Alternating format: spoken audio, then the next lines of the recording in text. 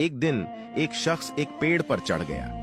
थोड़ी देर बाद उसे महसूस हुआ कि यहाँ से नीचे उतरना आसान नहीं है। उसने नीचे उतरने की काफी कोशिश की, लेकिन कुछ खास नहीं कर पाया। अब उसके पास बस एक ही रास्ता था कि वह पेड़ से कूद जाए, लेकिन पेड़ इतना ऊंचा था कि उसे लगा अगर कूदने की कोशिश की तो चोट लग सकती है। कोई और रास्ता न देखते हुए उसने आसपास से गुजरने वाले लोगों से मदद मांगी, लेकिन किसी को कोई हल नहीं सूझा। वहां लोगों की भीड़ जमा हो गई। तभी भीड़ में से एक नादान शख्स आगे बढ़ा और बोला, घबराओ मत, मैं कुछ करता हूं।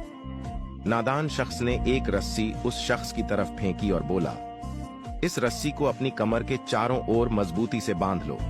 नीचे खड़े लोग बोले, भला ये कौन सा तरीका है? थोड़ी देर में पेड़ पर चढ़े हुए शख्स ने रस्सी को अपनी कमर के चारों ओर बांध लिया। तब नादान शख्स ने रस्सी का दूसरा सिरा पकड़कर जोर से खींचा।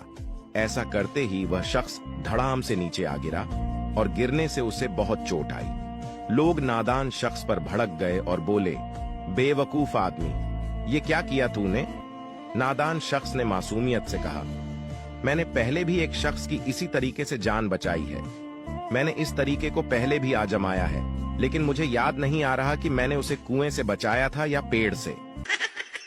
एक बादशाह का गुलाम भाग गया। कुछ लोगों ने उसका पीछा किया और उसे पकड़कर बादशाह के सामने पेश किया। वजीर को उस गुलाम से दुश्मनी थी। उसने बादशाह को सलाह दी कि उसे कत्ल कर दिया जाए। गुलाम ने हाथ जोड़कर अर्ज की, हुजूर के हुक्म के सामने मेरा सर खम है, लेकिन चूंकि मैं हुजूर का नमक खाकर पला हूं, इसलिए नहीं चाहता कि कयामत के दिन आप पर मेरे कत्ल ए नाहक्का का इल्जाम लगे।